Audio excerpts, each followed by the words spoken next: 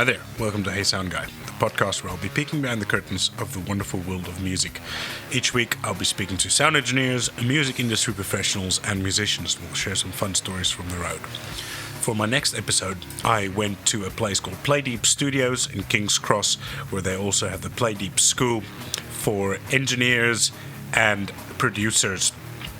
I met up with three gentlemen who had just finished up having their pre-party for a gig that they were going to be doing later in the evening. They brought a special guest over from Italy, guest DJ by the name of Michele Di Martino, also known as Aldebaran, and I had a little chat with them, also with Federico De Marinis, known as Nonne, and my good friend Cristopher Michelagnoli. Cool. All right. Cool. So, welcome, guys. Thank you very much for agreeing to do this. Thank you. So, Cristopher, you want to start us off? We're here at a special event that you've organized at your school. Nice, yeah. We had today a streaming video party, we can call it this way. Yeah, it's kind of like a little bit of open day and a little bit of pre-party of the night tonight with Michele Aldebaran. Yeah. And we thought to join on the forces and go for a little pre-party all together. Perfect. And put some synths up to try DJ set and live streaming from the Facebook page. Nice. So yeah, this is what we organized because we're gonna have a party, as he said, later with Michele as a guest.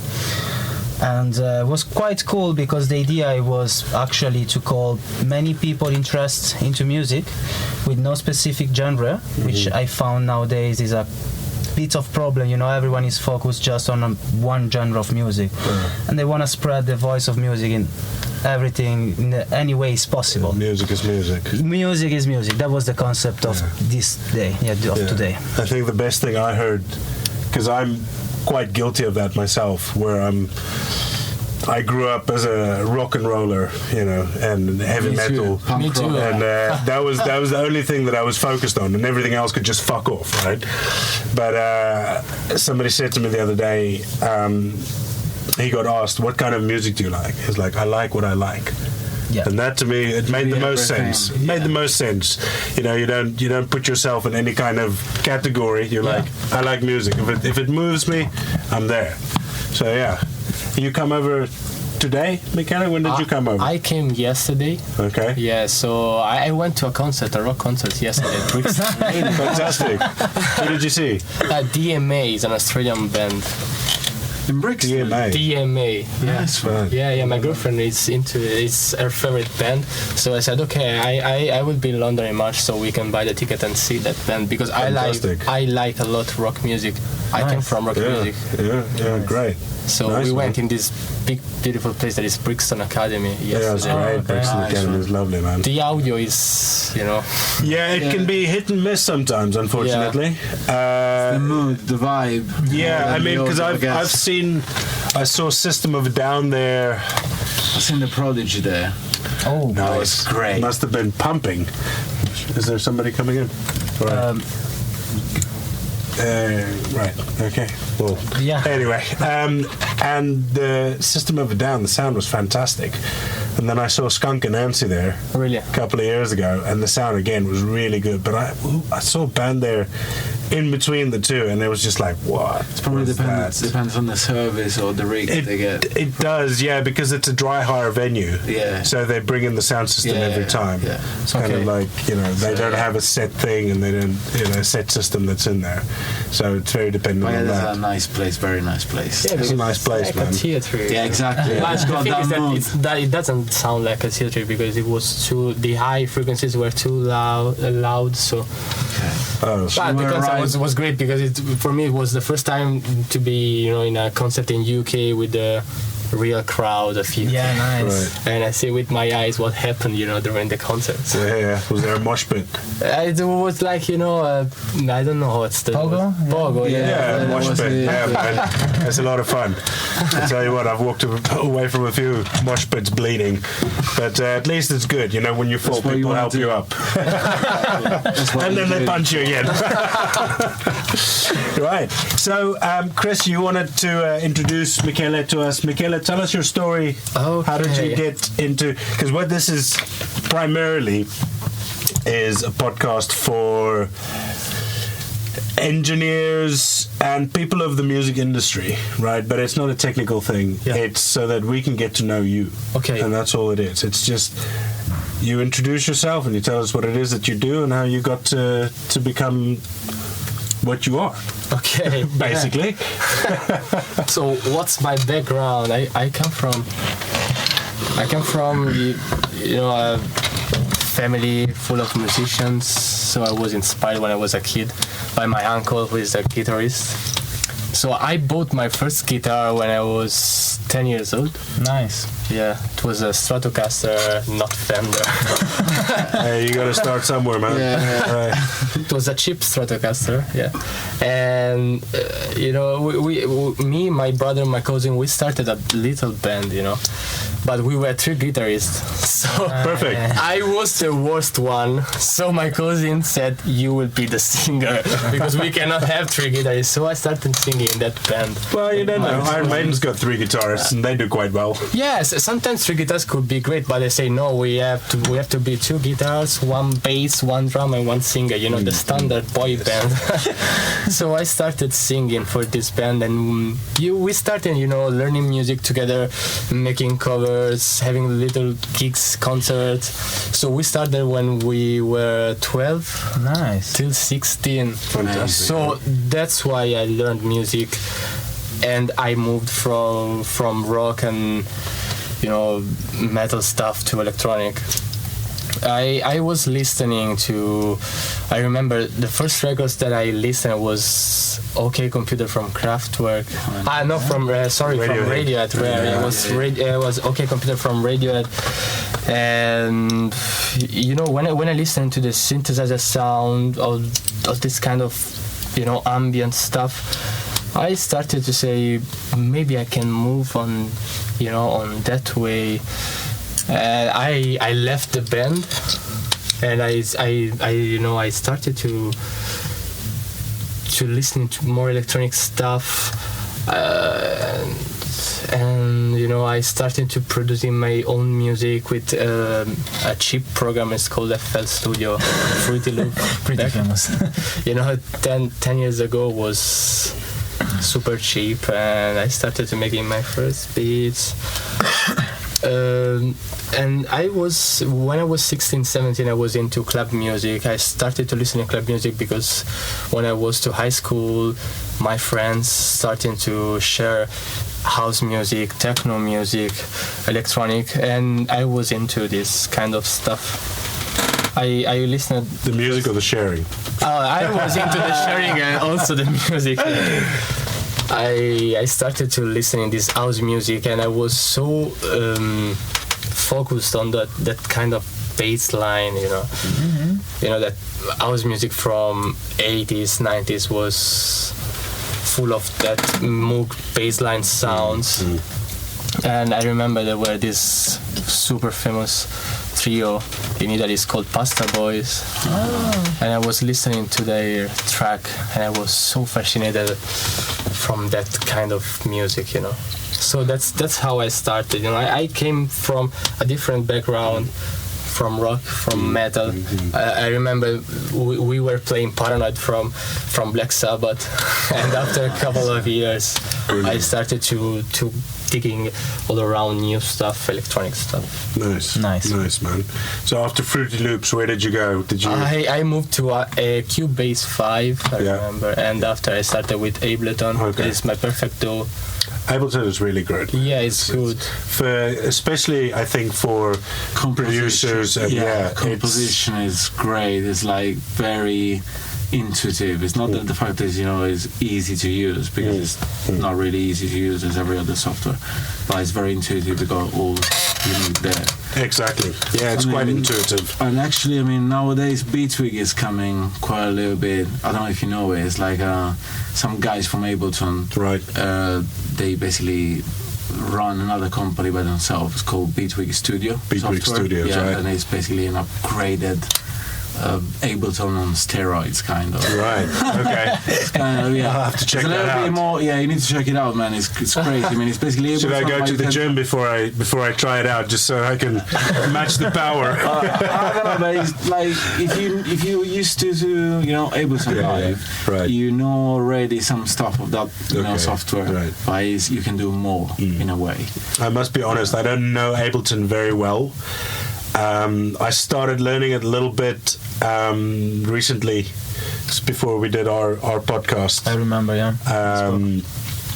And yeah, it's like you say, it's quite intuitive. You can, I remember within the first sort of 15 minutes, I created a little loop and I was going around. Exactly. By the time you got something in mind, you can translate it on the computer very quickly. That's the point. I think that's the good thing about that. It helps programmers and producers a lot. In that sense, producers making their own beats, making their own music. It's quite a handy software to have. Absolutely. Because if you go into other DAWs, Logic is maybe a bit more. Maybe Logic's kind of halfway between Ableton and Pro Tools. And whereas Pro Tools is like it's really record and mix.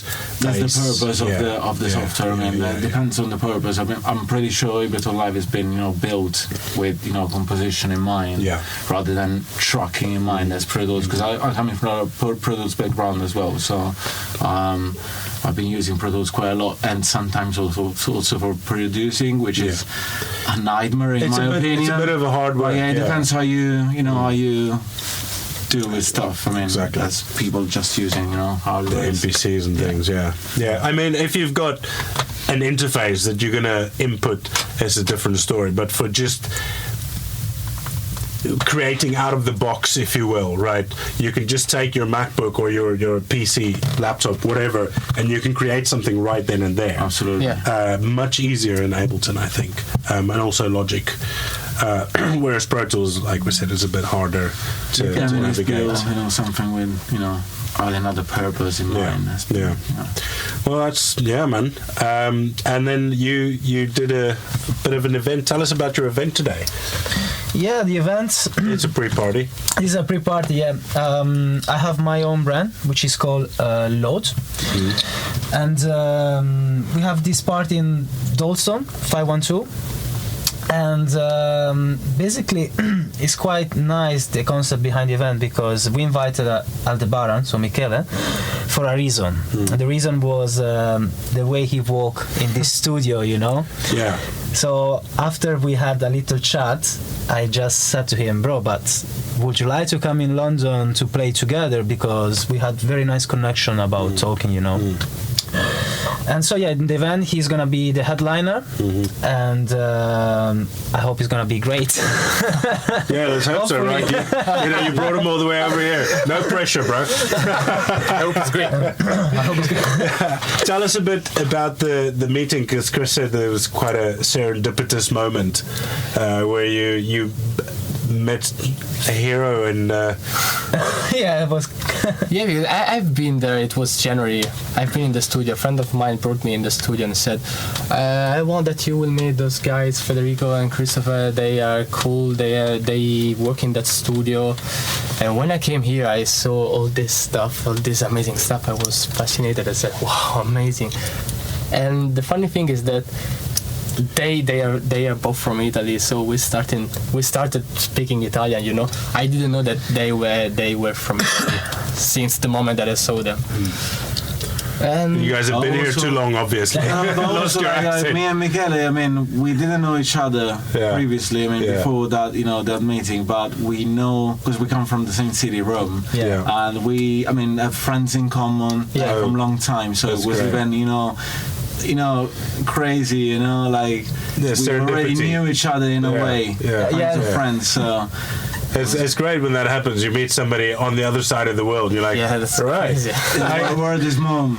Word is mom, mate. Yeah, it's We great. shared music that day. It was spontaneous, I shared my stuff, he shared his stuff. We talked about me and Federico. It was a quite afternoon, a quite beautiful afternoon. Yeah. It was a magical moment. Yeah. For me, I was expecting something like that, Yeah. Literally, I mean. It's a great boost to the soul when you have these connections. When there's just chemistry. Yeah. They had a party actually in Berlin last week as well. So I think with the same, name or organization, right? I mean, same part of. Okay.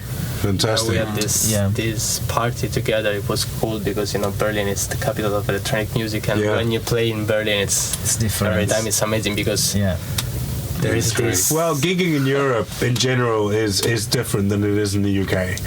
And I'm kind of sad to say, for not so much the electronic music, because I'm not so much involved in that, but with live music, going on tour with bands and stuff, I've always found that in Europe there's a better reception, there's better service than we get in the UK. Even small things like in your green room there'll be enough beer, right? Yeah, sure, or whatever, and then as soon as you run out, they're like, "Well, we'll just bring you some more," Whereas here it's like, "Well, you've had your 6 bottles, mate.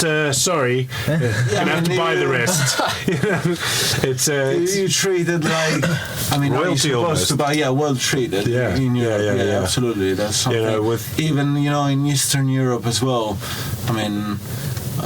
You got, those people are happy to have you, obviously. Yeah, they go out of the way to make you feel welcome and to, absolutely.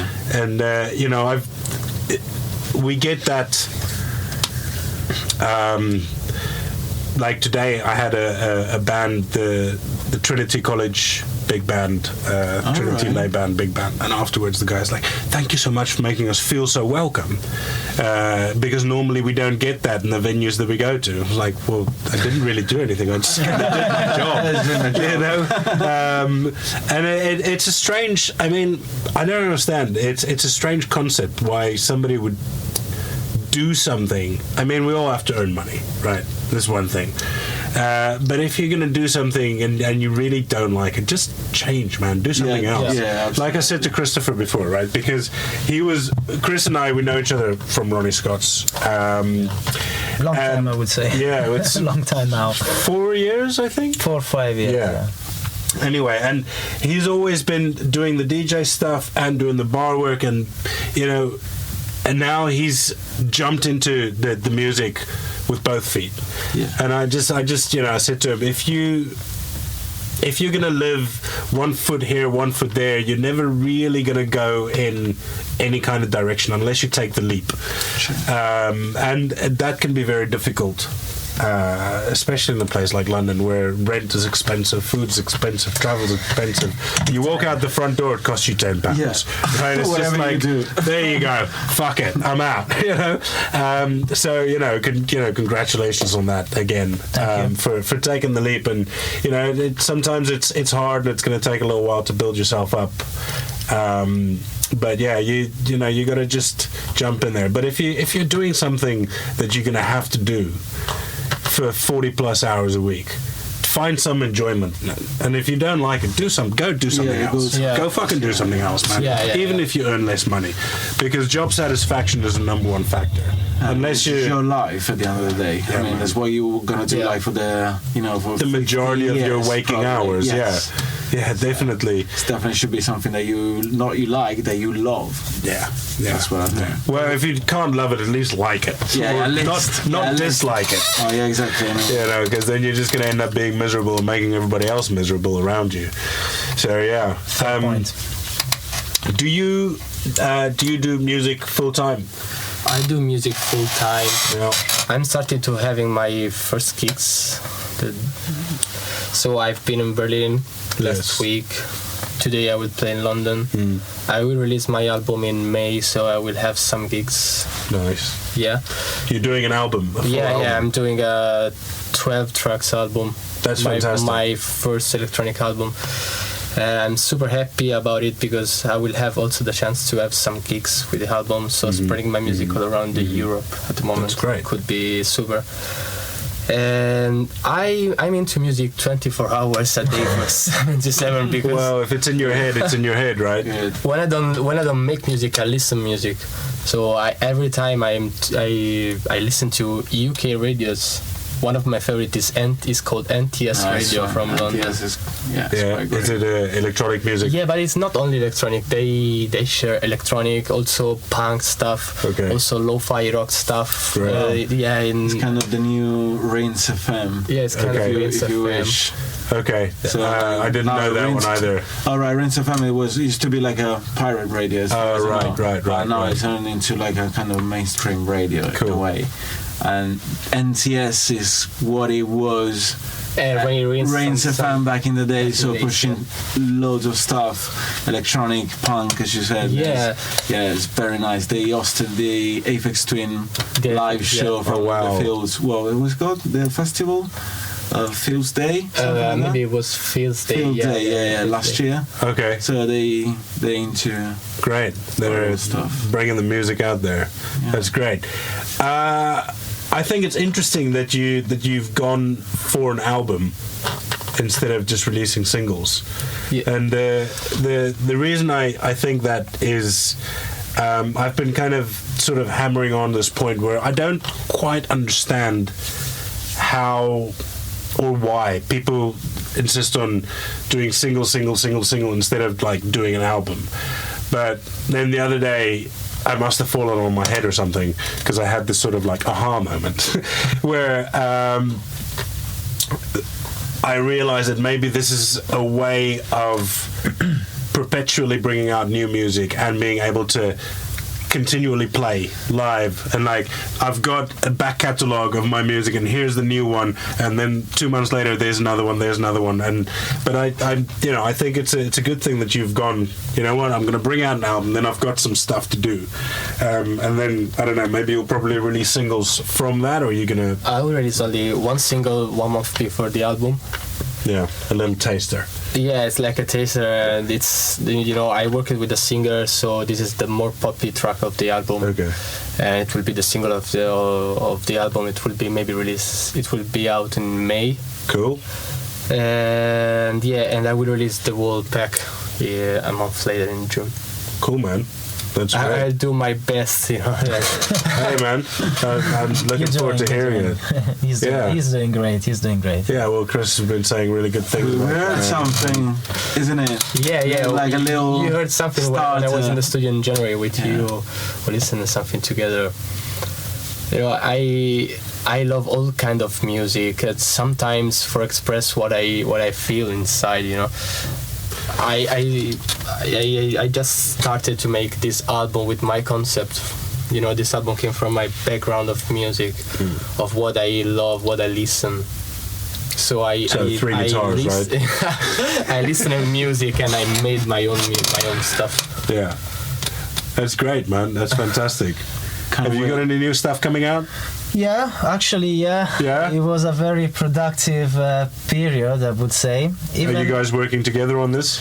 Not on the music side, but the production side of it. Production side, we're working together. I mean, the school, around the school part of the studio. Actually, shout out to Playdeep Studios, which is hosting, our party and our courses.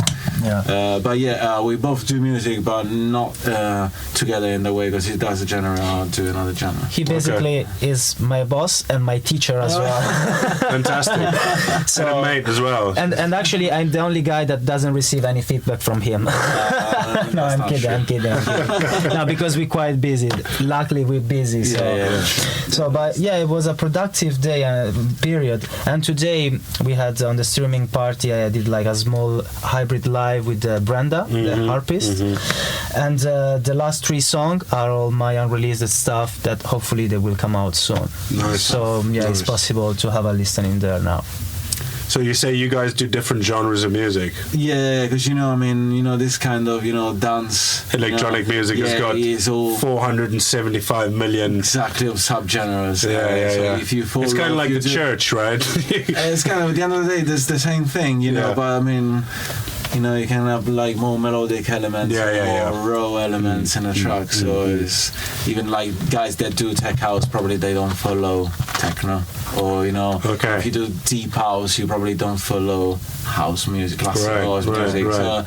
So, this is kind of what we were saying, is like trying to get people to break out of those norms and the forms. That's what we're doing. Also, this kind of parties and this kind of events, which is also for the school and for for people playing as well, but also for network and to put people together.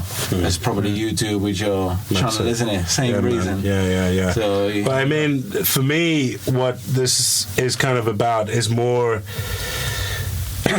getting to know the people behind the music, right?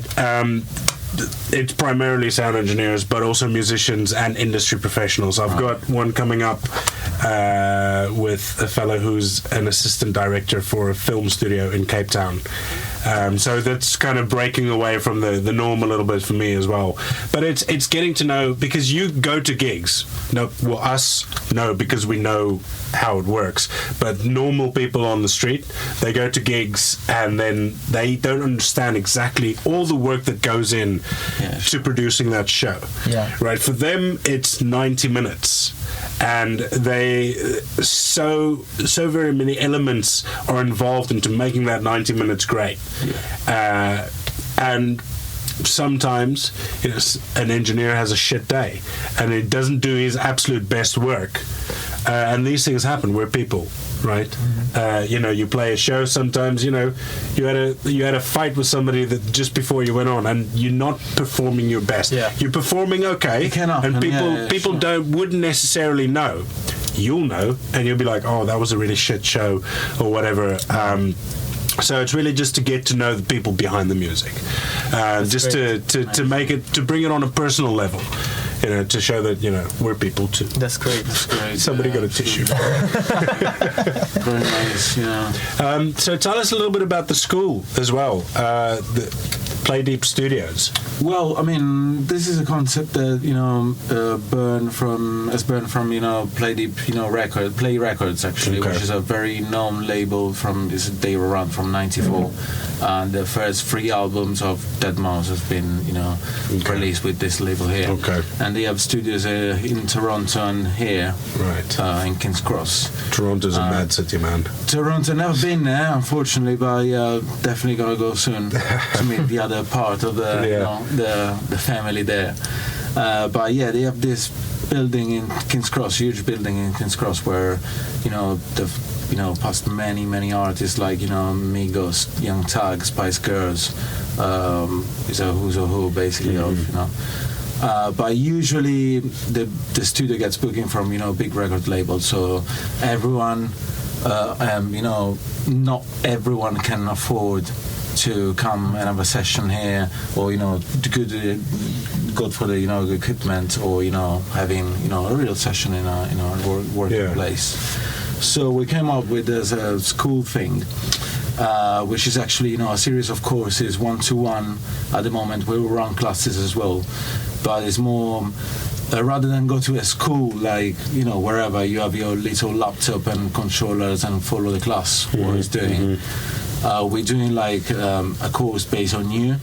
So on your projects, if you're doing tech house, we will do the course based on tech house on your projects. If you do drum and bass, we will do it on drum and bass. If you're doing rock, we can accommodate, recording session. So you've got a nice live room out here as well. Yeah, well, the studio is fully equipped to do literally everything. With a lot of, classic synths as well, like Juno, Minimoog, Monopoly, TR-909, and everything literally. So you get the chance to use that equipment as well, which you would pay a lot for if you can find one nowadays. Exactly. But it's a good compromise between That's great, man. Yeah, that's really, it's like makes it affordable for literally everyone, even compared with other schools. Yeah. Or universities. But yes, and it's a good way to bring people together, of course, because we got like young talents mixed with people that already know a lot, just want to go for mixing and mastering, or analog synthesis, or using modular synthesizer wherever. So it's literally based on what you want to do and bring people together and do this kind of events. That's like fantastic, today. man. Mm-hmm. Yeah, that's really good, because I know the other sort of music institutes, it's like you said, it's like you and 30 others in the class, and it's like, here you go, this is how an EQ works, and this is what a compressor does. Which is, and I taught that myself, I did me too. I started when YouTube didn't exist back in the days in 2001. Yeah. So I know what it meant, learn by the manual. Reading manual. So yeah. You know the saying, right? If all else fails, RTFM. Read the fucking manual. Exactly. That's the best thing you can do. Yeah, but as you said, it's like completely different concept for wherever is outside. Yeah. And you guys run classes all year round? All year round, and literally if you want to do mornings, it's booking based system. Okay, so if you want to book the mornings or the weekends or the evenings or 5 hours, 10 hours, or the so it really is based on wherever what your needs are, really. So and the studio is 24 hours. The studio is 24 hours. Also, sometimes someone wants to book the studio. Right. So you live here, right? No, I don't. There's a bed downstairs. I don't know if I wish. Sleeping bag in the corner, man. I would love. I would sign to leave it here. Like, okay. Well, I've got a hammock in the back of my bike, mate. I'll give it to you. We'll see. Yeah, I always travel with a hammock. Not that I've ever used it. That's fantastic, man. And then you've got. Tell me again the party that you've got. Is it tonight? Is it tonight? Yeah. And actually, I forgot to say something that he just mentioned. Because it's true, it's Load, but it's even with another brand, which is Glitch. And the guy that run Glitch basically is one of the students of the school. Right. And many of the connection that I have in general are built about what I hear from people. And even this guy, I was invited to play in a party, and I heard him, and I was like, "Man, you're quite good. How long have you been DJing?" And he was since 5 months ago. He was just starting. He was just in the beginning, and I was like, "Bro, I really like what you do, and also I really like the way how you organize things." And I spoke with him about the school. So he came here. He had a session with me, Federico. And then it came up the point that I said, bro, let's organize a party together, because I found the fantastic, the connection and everything, the way it was going on. Yeah. So yeah, the party is on with the one guy that is studying here. Right. So anyone that for me he will show up to me and he show me that he is a great person or he has a talent or there is any way to work with, I will be always open mind, to give a chance or to figure out a way to do something basically me and you. Technical skills can be learned, but you can't attitude. If you can't teach that. Yeah. If somebody's got the wrong attitude, or if they're not willing to work. I like yourself. Everybody started somewhere, and they swam through shit to get where they are.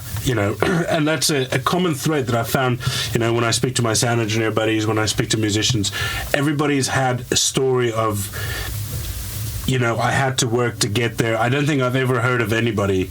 I mean, I think myself is maybe a little bit more fortunate in that I went and did work experience, and then I got a job with the National Youth Jazz Orchestra, and then and then the guy who started the National Youth Jazz Orchestra is now, his son is my boss at Ronnie Scott, so I kind of fell into it very luckily. But everybody else has, they did the long gigs, the unpaid gigs, the long nights, everybody's the resilience, because the flame was burning so brightly that nothing would stop it. You fucking eat 2 slices of toast without butter in the morning, in the afternoon, and the evening, just so you can support your dream. Well, yeah, I'm pretty sure you got that point. I mean, if you love something, you know, you always gonna find a way to do it. Yeah. I mean, even without money, the money don't care at that point, you know. Yeah. So it's a secondary thing. exactly. Yeah, and it's You can do stuff in, you know, meanwhile to support your thing. I'm going to need to pinch the duet. right. That's fine. Yeah? Yeah, it's fine. Right. Okay. Well, we should probably start wrapping this up anyway, because I've got a de-rig at the Royal Albert Hall that I got to get to, okay. unfortunately. But I hope that you guys' party goes well tonight. I'm sure that it will, and hopefully we'll speak and we can maybe come and do some more of these. Oh, well, make it a thing.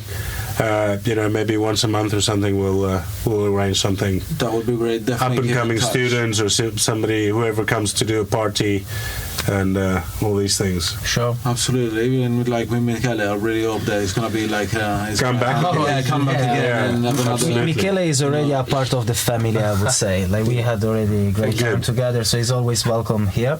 He knows already. Good, and man. yeah, hopefully I have a few guests coming soon, so Yeah, I will be. we'll keep in touch, Keep and in touch. we'll share everybody's social media in the description of this, and then people can get in touch with you and see what you're up to. I mean, this one won't be out before tonight, unfortunately. No problem. But for the future events, we'll pump them out.